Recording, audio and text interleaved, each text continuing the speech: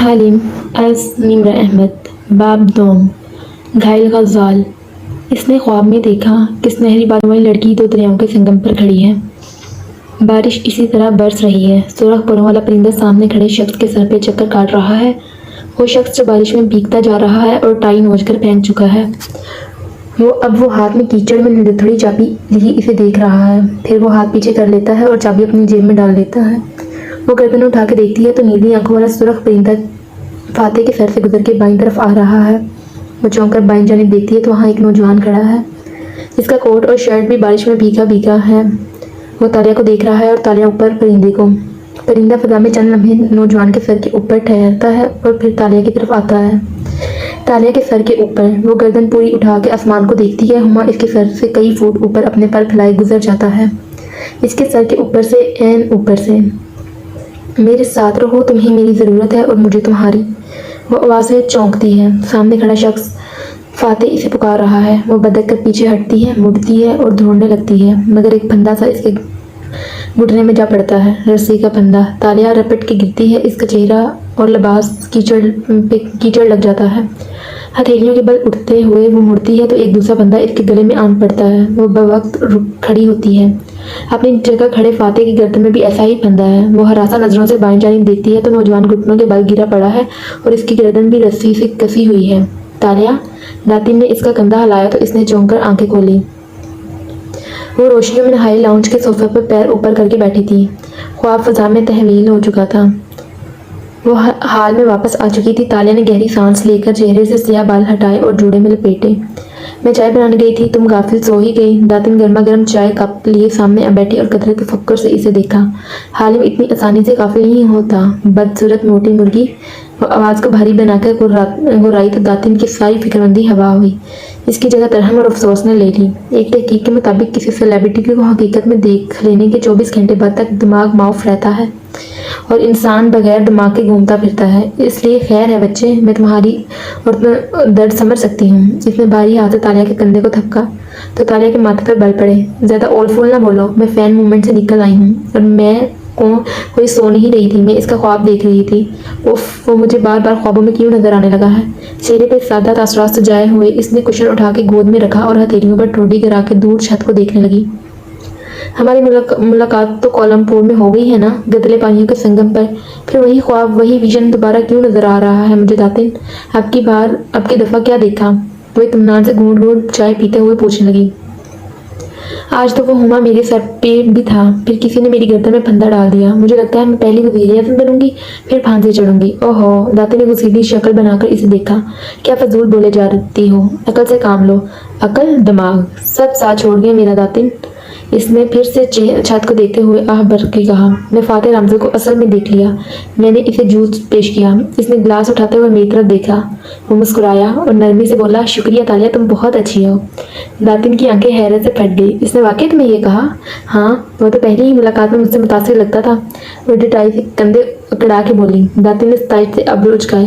خیر، اب بتاؤ اس کے گھر چوری کیسے کرنی ہے، کیا پلان ہے؟ حالم کے پاس ہمیشہ پلانز ہوتے ہیں۔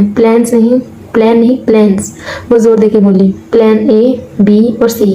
اگر اے فیل ہو جائے تو سی پہ آ جائیں گے، وہ کام نہ کرے تو ڈی سوچ لیں گے، اور بیچارہ بی کیوں نہیں؟ تالیہ کے پلانز ہیں، تالیہ کی مرضی۔ وہ کندھے اچکا کے بے نیازی سے بولی اور پھر سے سر صوفے کی پشت سے ٹکا کر خلا میں دیکھنے لگی۔ وہ 50 کا ہونے والا ہے، مگر کتنا ینگ لگتا ہے۔ جب وہ مسکراتا ہے تو اس کا ڈمپل پڑتا ہے۔ تم نے کبھی نوٹ کیا؟ تم 28 سال کی ہو اور وہ 48 کا۔ تمہیں اس کے بارے میں نہیں سوچنا چاہیے۔ داتن اسی سنجیدگی سے بولی، اگر کسی کو اس کے بارے میں سوچنا چاہیے تو وہ میں ہوں۔ تالیہ کو جیسے کرنٹ لگا۔ بلبلا کر اس نے گردن موڑی اور موٹی کالی عورت کے سر سے پیر تک دیکھا۔ تم داتن؟ وہ حیرت اور صدمے سے گھبرا بھی نہ سکی۔ ہاں، آخر وہ میری عمر کے قریب ہے۔ داتن اب کے سادگی سے مسکرائی۔ تالیہ نے غصے سے ہونٹ بیچ لیے۔ اور وہ تمہیں کیوں پسند کرے گا؟ کیونکہ عشق اندھا ہوتا ہے؟ اندھا ضرور ہوتا ہے، مگر کلر بلائنڈ نہیں ہوتا۔ وہ جل کے بولی تو داتن کے ساتھ رکھے کشن اٹھایا اور کھینچ کر اسے دے مارا۔ اس نے دونوں بازو آگے کر لیے تو وہ ان سے ٹکرا کر نیچے گر گیا۔ خیر، داتن نے خفگی سے چائے کا گھونٹ بھرا اور شانے اچکائے۔ ماڈرن سائنس نے گورا ہونے کے انجیکشن بنا لیے ہیں۔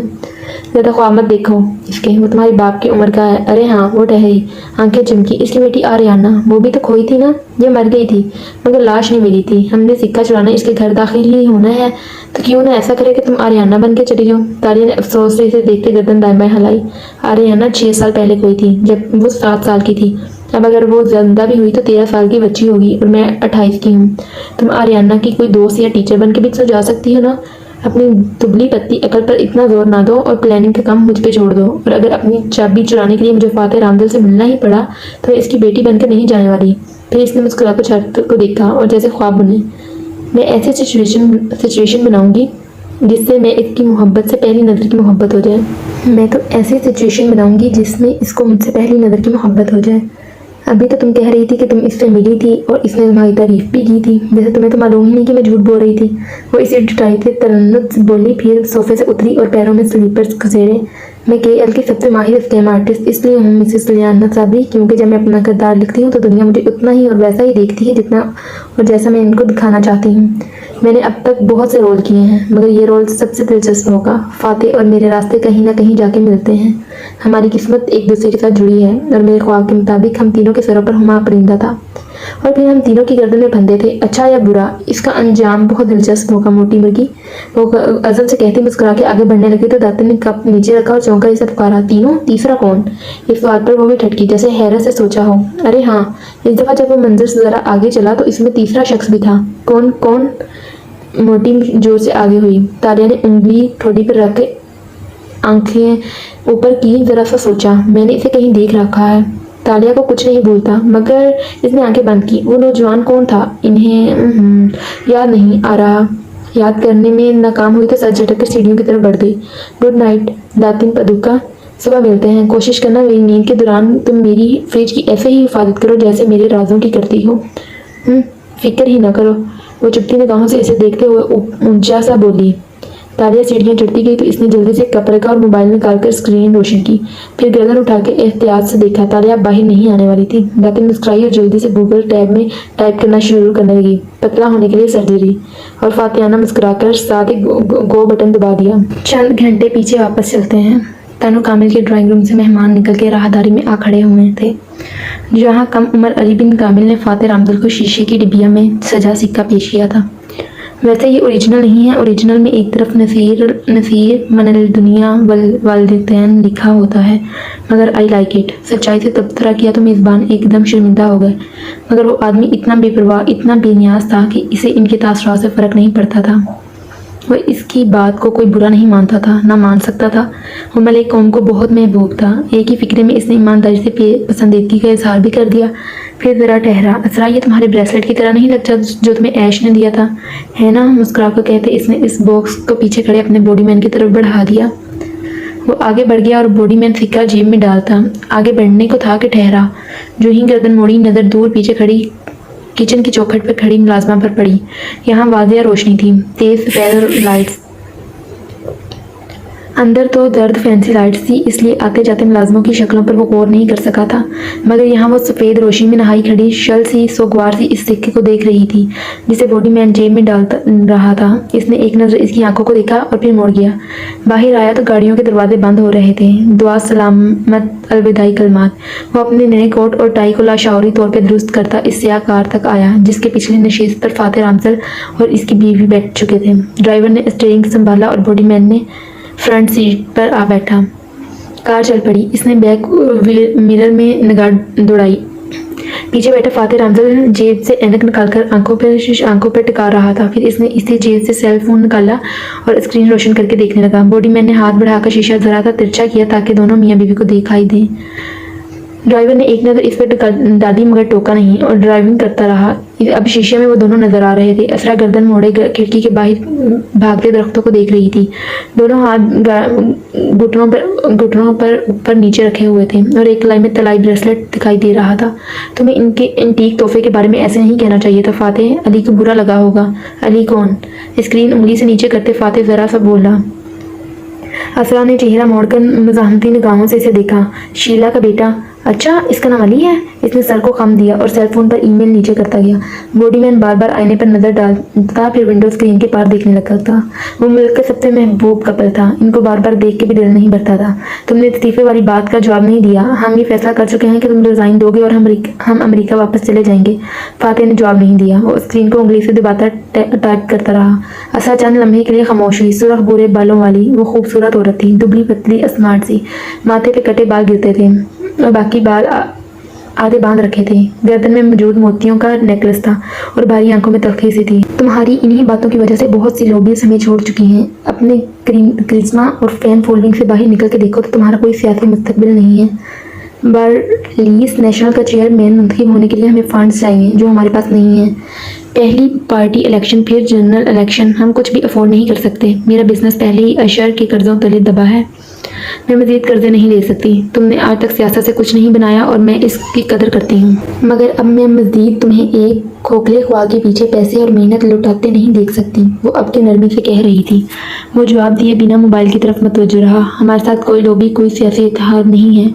अगर कोई पार्टी का सदर बनने के लिए इलेक्शन में खड़ा हो सकता है तो तुम नहीं हो फातिह।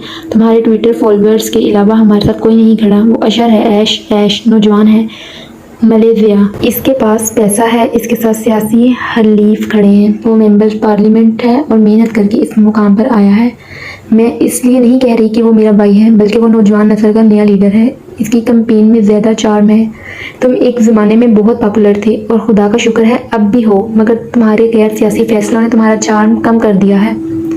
तुम्हें वोट कम हो गए हैं। बेहतर है कि हम इज्जत से इस मोनोपली से निकल आएं और अपना बुढ़ापा अमेरिका में आराम से गुजारें। तुम्हें मैंने कहा था अगले माह जब ऐश बाकायदा पार्टी चेयरमैन के इंतखाब का ऐलान करेगा तो तुम एंडोरोज करोगे और इसके हक में दस्तबरदार हो जाओगे।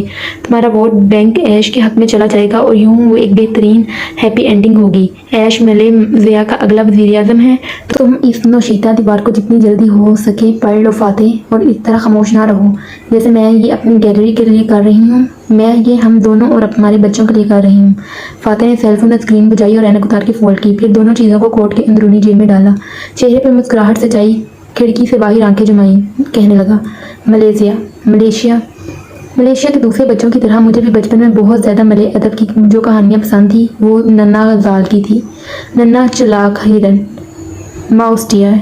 ये एकदम कटा चूहे की शक्ल वाला हिरन होता है जो तकरीबन कुत्ते जितना होता है। वो छोटा सा था मगर जानवरों में इस जैसा कौन आर्टिस्ट दूसरा कोई ना होगा। बहुत तैयार था नन्ना किनचीर हिरन। किनचीर स्टोरीज की इब्तदाई दास्तानों में वो एक धोखेबाज, चोर और चरब ज़बान हिरन था। बाद में वो अच्छा होता गया था, मगर शुरू की दास्तानों में मुझे वो कहानी बहुत पसंद है जब इसको दरिया पार करना था और सामने एक मगरमच्छ बैठा था तो नन्ना हिरन ने मगरमच्छों से कहा कि बादशाह ने मगरमच्छों की दावत की है और इसकी जिम्मेदारी सौंपी है कि वो मगरमच्छों की तादाद गिन के बताए ताकि इसके हिसाब से खाना पकवा दिया जाए। इसलिए सब मगरमच्छ लाइन में खड़े हो गए। वो खिड़की से बाहर रोशन इमारतों को देखते महलूस सा बता रहा था। सब सांस रोके इसको सुन रहे थे। एडम के कान पूरी तरह खड़े थे। फिर क्या था, मगरमच्छों ने पुल की सूरत कितार बना ली। वो 1 2 3 करके गिनता हुआ एक मगरमच्छ से दूसरे पे छलांग लगाता गया और यूं दरिया पार कर गया। मगर मगरमच्छ आज भी बादशाह की दावत का इंतजार कर रहे हैं। सारे दुम कटे हिरनों का मसला ये होता है कि इनको लोगों को मैनिपुलेट करने की इतनी आदत पड़ जाती है कि मैनिपुलेशन इनकी ज़िंदगी का हिस्सा बन जाती है। वो हाथ पैर कट जाने से मफलूज नहीं होते, दूसरों की ज़िंदगियों का स्टीयरिंग व्हील छीन जाने पर महफूज हो जाते हैं। ऐसे गजालों को इस वक्त से डरना चाहिए जब दावत का इंतजार करते मगरमच्छ दरिया से निकल आएंगे और इसको तलाश कर लेंगे, क्योंकि मगरमच्छ खुश्की पर भी इतना ही खतरनाक होता है जितना दरिया में। कहकर इसने जेब से मोबाइल दोबारा निकाला और स्क्रीन रोशन करके ऐनक नाक पे जमाई। असरा गहरी सांस लेके चेहरा मोड़ गई और बॉडी मैन ने निगाहें झुका ली। क्या फातिह साहब ने अपने साले को दी मोस्ट डियर बोला है? यार और चालबाज, वो भी अपने मुलाजमों के सामने। या अल्लाह, ये अमीर लोग मुलाजमों की मौजूदगी में ऐसी कैसे बातें कर लेते हैं। हमारे मोहल्ले में तो यूँ नहीं होता। और वो दिल ही दिल में सोच रहा था। कार सिग्नल पर रुकी तो एडम ने देखा कि एक तरफ से चंद बच्चे बैग्स उठाए चले आ रहे हैं। शायद कोई वॉक वगैरह थी जिसका इख्तिताम हो चुका था। वह मामूल के अंदाज में करीब से गुजर रहे थे, मगर जैसे ही एक ने शीशे के पार बैठे शख्स के झुके चेहरे को देखा जिसके मोबाइल की रोशनी ने मुनव्वर कर रखा था, इसकी आंखें हैरत से चमकी। वो फौरन पलटा और अपने ग्रोह को खुशी और जोश से पुकारने लगा।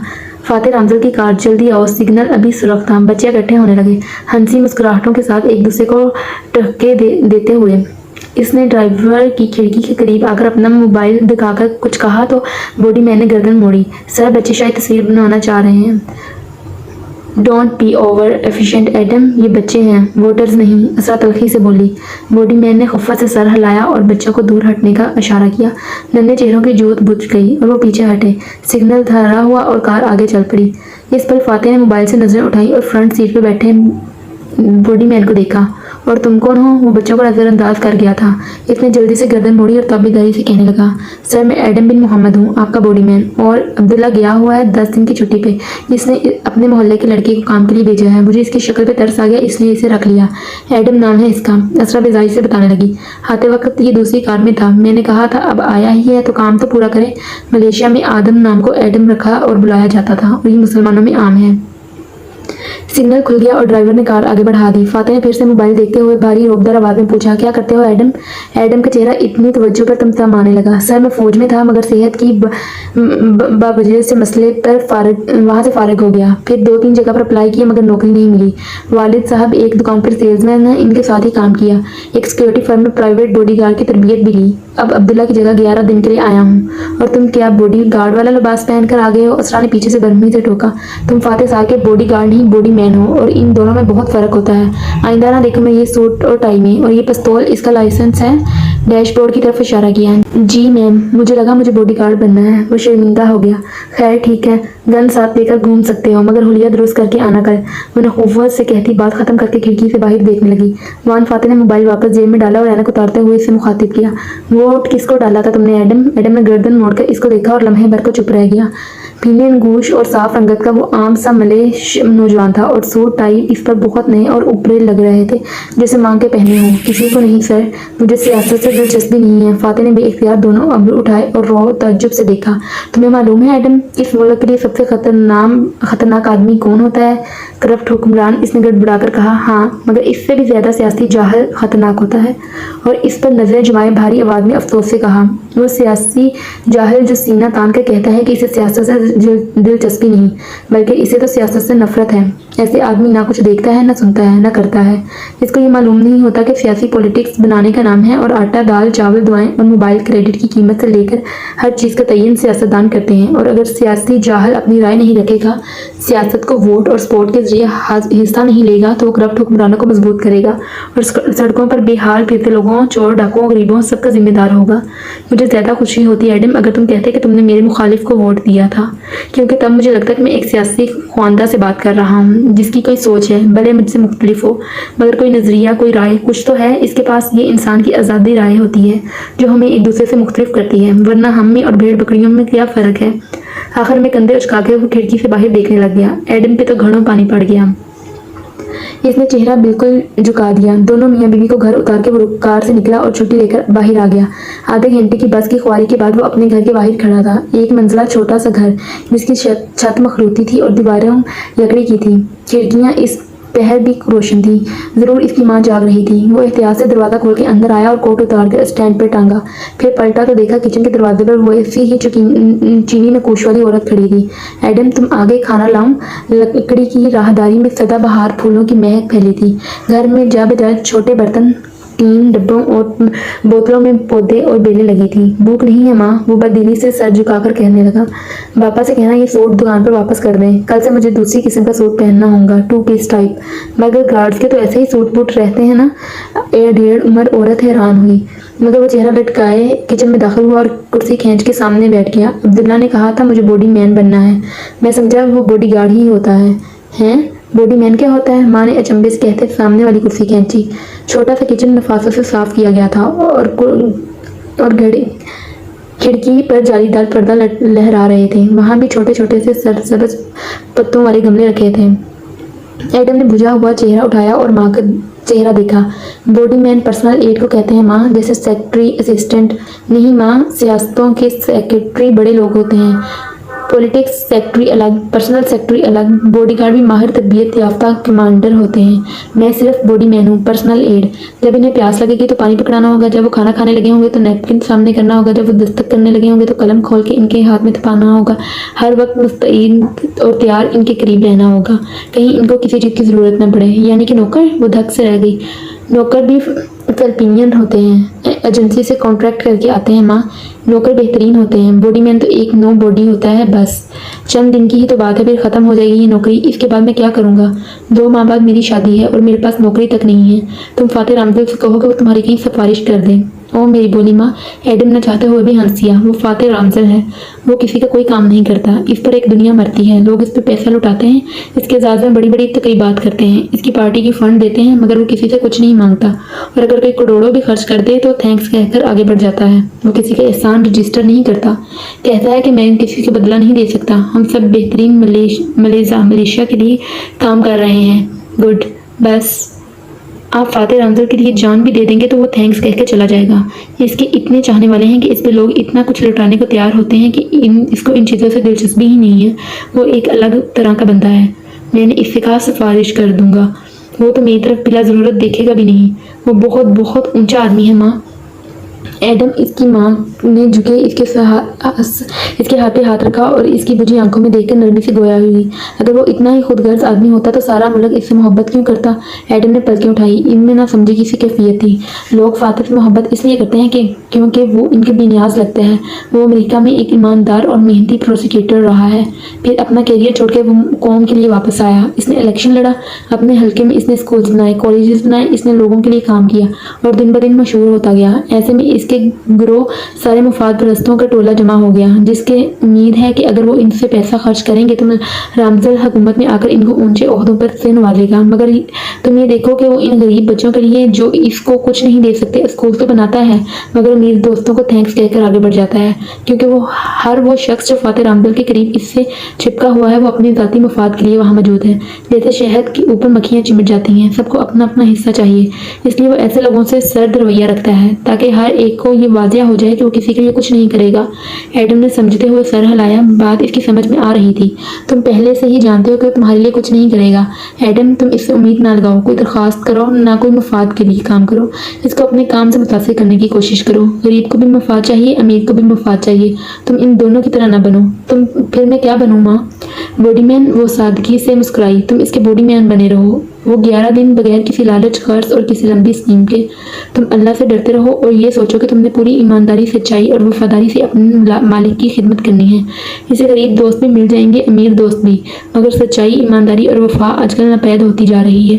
तुम बस ये 11 दिन इसके होके रहो। इसके लिए जान मारनी पड़े जान मारो, जान लगानी पड़े लगा दो। इसकी हिफाजत करो, इसके काम करो, अपनी इत्तदा से बढ़कर इसकी खिदमत करो और किसी बदले की उम्मीद ना रखो। जो तुम्हारे नसीब में है वो तुम्हें मिल जाएगा, ठीक है? एडम ने सर हिलाया और फीका सा मुस्कुराया।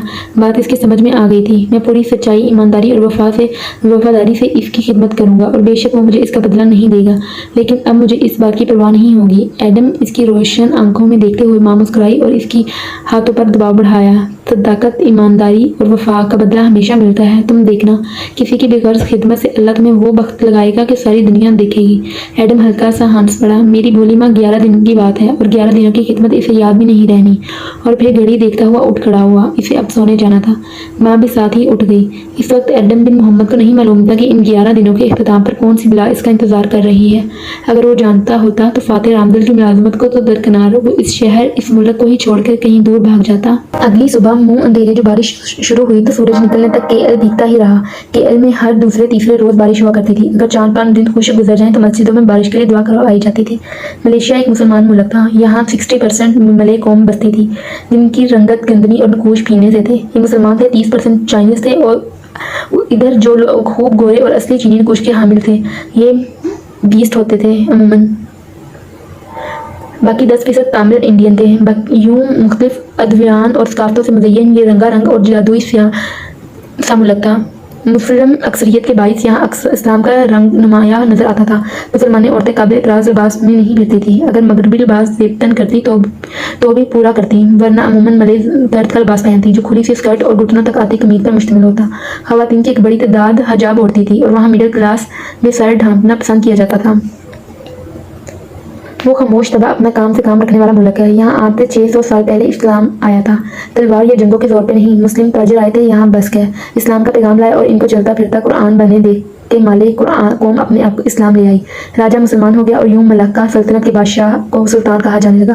دیکھتے دیکھتے امن و ایمان سے لوگوں کی اکثریت مسلمان ہو گئی۔ جب 1957 میں ملیشیا نے انگریز سامراج سے آزادی حاصل کی تب بھی کوئی جنگ و جدل نہیں ہوا، بات چیت سے معاہدہ ہوا اور ملیشیا الگ ہو گیا۔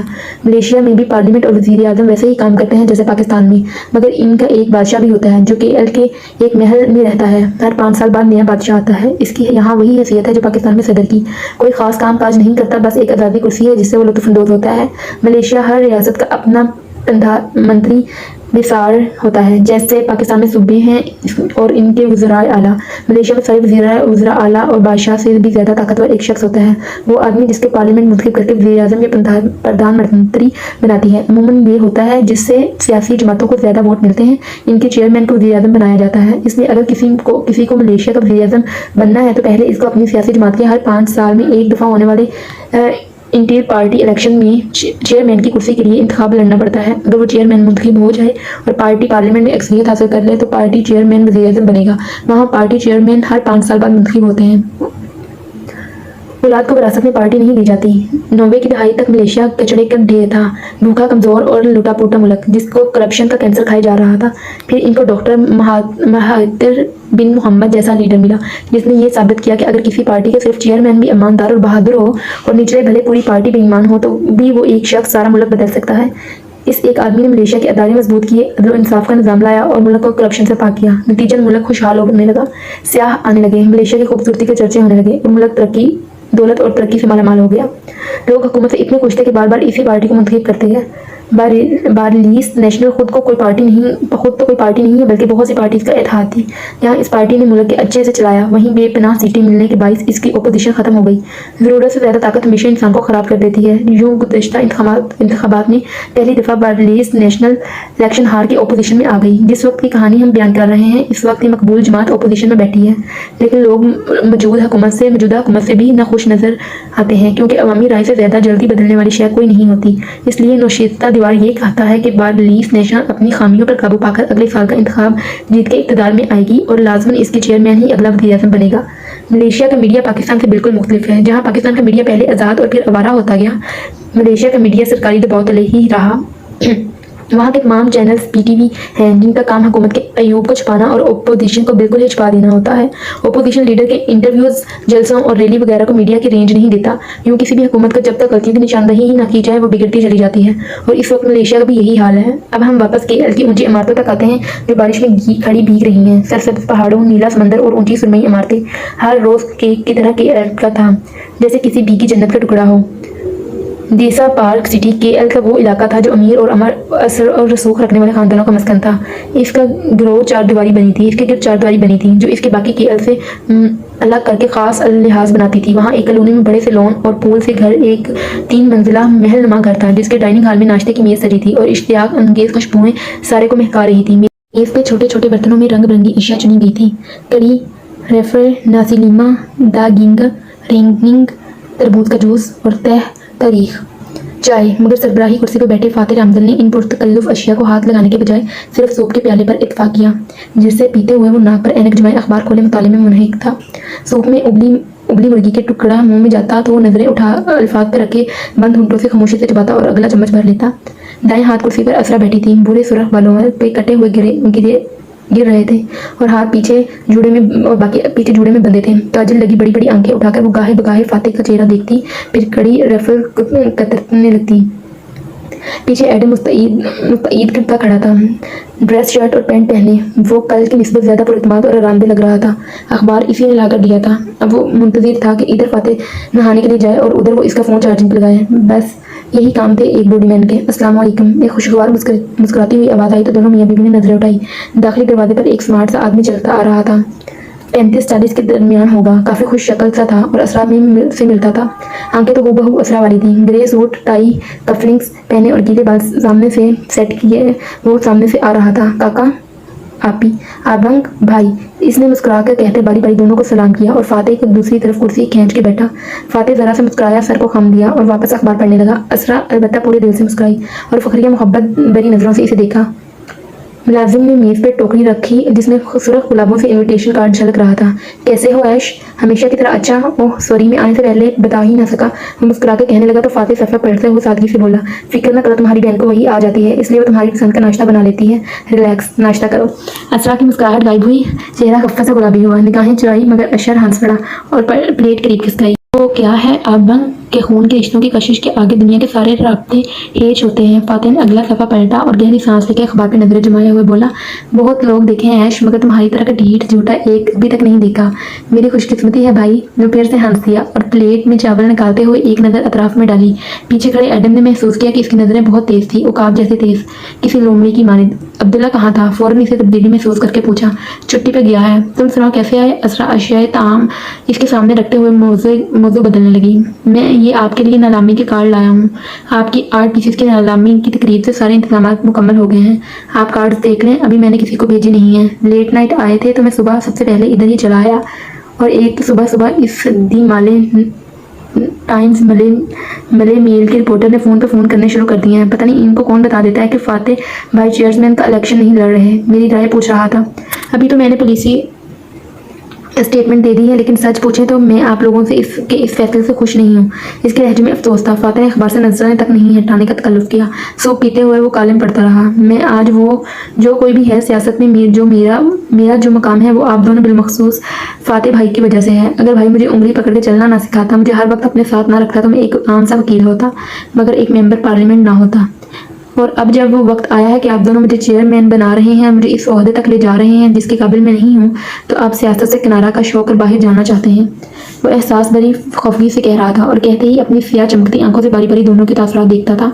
मैं अपने हक में आपकी दस्तबरदारी के फैसले की जितनी कदर करता हूँ, इतना ही मुझे अपना आप अकेला महसूस होने लगा है। भाई अगर आप लोग चले गए तो मुझे कौन गाइड करेगा? काका इतनी जिद मत करें। इसने गोया बहन की मिन्नत की। मैं पॉलिटिकल वाइफ पोज करके थक चुकी हूँ ऐश। हमारे पास इस महंगे शो को जारी रखने के लिए कोई फंड नहीं है। आर्याना के बाद तो मेरा किसी चीज़ में दिल नहीं लगता। मैं बस वापस जाना चाहती हूँ। और जाहिर है फातिह को अपनी फैमिली बहुत अजीज़ है, बीवी बच्चों से अलग तो नहीं रह सकता। अशर ने खस्ता चली टफ का टुकड़ा मुंह में डाला और इसे चबाते हुए पुरसोच नजरों से फातिह को देखा। अबन आदमी का आप जैसा जमहूरी भी नहीं होना चाहिए। मेरे हक में दस्तबरदारी की मैं बहुत कदर करता हूँ, मगर यूं मुल्क छोड़ के तुम्हें किसने कहा मैं दस्तबरदार हो रहा हूँ ऐश? इसने ऐनक उतारते हुए और अखबार चेहरे के सामने से हटाते हुए ठंडी नजरों से ऐश को देख के कहा। तो लम्हे भर को नौजवान सियासतदान की रंगत उड़ गई, मगर वो संभल के मुस्कुराया। आपका जो भी फैसला होगा मैं इसमें आपके साथ हूँ अबन। जैसे आपने मुझे अकेला नहीं छोड़ा, मैं भी नहीं छोड़ूंगा। आप मेरे आइडियल हैं, कभी मत भूलिएगा। Thank you. वो अखबार तय करके कुर्सी धकेलता उठा और दरवाजे की तरफ बढ़ गया। एडम ने जल्दी से इसका सर उठाया और फातिह के पीछे लपका। ज़हन में मुसलसल माँ की बातें गूंजने लगी थी। इसे इन बातों की तह दर मायने अब समझ आने लगे थे। ड्राइंग रूम खाली हुआ तो अशर आगे को झुका, फिक्रमंदी से बहन को देखा। आपने तो कहा था कि भाई मान गए हैं ऐश। असरा ने इसका हाथ दबाया और आंखों में देखते हुए बोली, मैंने तुमसे वादा किया था कि अगले वज़ीर-ए-आज़म तुम बनोगे तो तुम ही बनोगे। मैं फातिह को मज़ीद सियासत में खुद को तबाह करते नहीं देख सकती। इसी सियासी कैंपेन के दौरान आर्याना को खोया था हमने। फातिह के पास सिर्फ ख्वाब है, पैसा नहीं। मैं इसे मज़ीद अपना और मेरा पैसा इस सियासत में नहीं झोंकने दूंगी। मगर मैं बुरा फील कर रहा हूँ। भाई मुझसे खफा है, वो तुमसे खफा नहीं है। असरा ने टोकरी से एक कार्ड निकालते हुए हाथ जलाकर इसको कहा। वो खुद से खफा है, वो नाकाम हो चुका है और इस नाकामी का एतराफ़ नहीं करना चाहता। वैसे तुम्हें इनके मुल्क छोड़ने को नहीं कहना चाहिए था। मलेशिया इनके खून का हिस्सा है। वो जांचती परखती नजरों से बहन को देखते हुए बज़ाहिर सादगी से बोला, मैं इससे कम पर राजी नहीं हो सकती, सॉरी। फिर कार्ड खोला तो इसका बुरी आंखों में सताइश उभरी। बहुत खूबसूरत कार्ड्स हैं। थैंक यू ऐश, तुमने मेरे कहे बगैर सारा इंतजाम अपने सर ले लिया। कैसे बातें करती हो काका? तुम्हारी बाहर सेटल होने के लिए ये रकम चाहिए थी। इतने सालों से इतनी बड़ी आर्ट गैलरी की मालिक रही हो, अब इस सारे आर्ट को फरोख्त करने लगी हो तो औने पौने दामों तो नहीं बिकने दूंगा इस सबको। एक दुनिया शरीक होगी इसमें, ज़बरदस्त नीलामी होगी। नीलामी की रकम का 1/4 चैरिटी में दिया जाएगा और इस चीज़ को बुनियाद बनाकर हम इसकी तशकील करेंगे। जो जोर से बता रहा था, फिर जैसे याद आया, जुमेरात के स्पहर को कोई अमीर मेरी गैलरी आया था। कौन सी कोयती? तुम और फातिह एक जैसे हो, बार बार भूल जाते हो। मैंने बताया तो था कि एक कोयती अमीर हमें नीलामी के लिए एक नादिर पेंटिंग का अतिया दे रहा है। घायल गज़ाल, ज़ख्मी हिरन, वो एक मशहूर आर्ट कलेक्टर हैं और जिस वक्त वो गैलरी आए तुम्हें वहाँ मौजूद होना है। सियासतदानों की बीवियों को लोग अतीय सिर्फ सियासतदानों से ताल्लुक बनाने के लिए देते हैं। इनका कोई काम वगैरह हो तो तुम कर देना। फातिह से तो मुझे उम्मीद नहीं है। वो बेरुखी से कहकर कार्ड को देखती रही। श्योर, मगर पेंटिंग्स को किसी एक्सपर्ट से चेक जरूर करवाना, नकली ना निकले। जाहिर है करवाऊंगी, ऐसे ही तो नीलामी में नहीं रख दूंगी ना। मेरी क्रेडिबिलिटी का सवाल है। वो अब कार्ड वापस डाल रही थी। अशर ने एक नज़र खिड़कियों को देखा जिस पर टप टप कतरे बरस रहे थे और फिर उठ खड़ा हुआ। चलता हूँ काका, आज बहुत काम है। असरा ने चेहरा उठाकर मोहब्बत भरी नजरों से अशर को देखा। तुम शादी कर लो अशर। शादी? इसने भवें इकट्ठी की जैसे अचानक इस जिक्र पर हैरत हुई हो। हाँ ऐश, किसी आला खानदान की खूबसूरत लड़की से शादी कर लो। मलेशिया के लोगों को अच्छा लगता है कि इनके लीडर की एक मिसाली खूबसूरत बीवी और 2 बच्चे हों। Perfect family. तुम्हारी रेटिंग्स भी ऊपर जाएंगी और शोहरत भी बढ़ेगी। वो थोड़ी कुछ जाते हुए सोचने लगा, मगर काका इतनी परफेक्ट लड़की मिलेगी कहाँ से? जैसे तुम्हारे हल्का अहबाब और आदतों को तो मैं जानती ही नहीं हूँ। जाओ ढूंढो कोई। असरा ने हाथ जला के इसे हल्का सा झाड़ दिया और गार्ड्स की तरफ मुतवज्जो हो गई। ऐश हंस दिया, फिर अपनी काली आंखों से अतराफ का जायजा लिया और दरवाजे की तरफ बढ़ गया।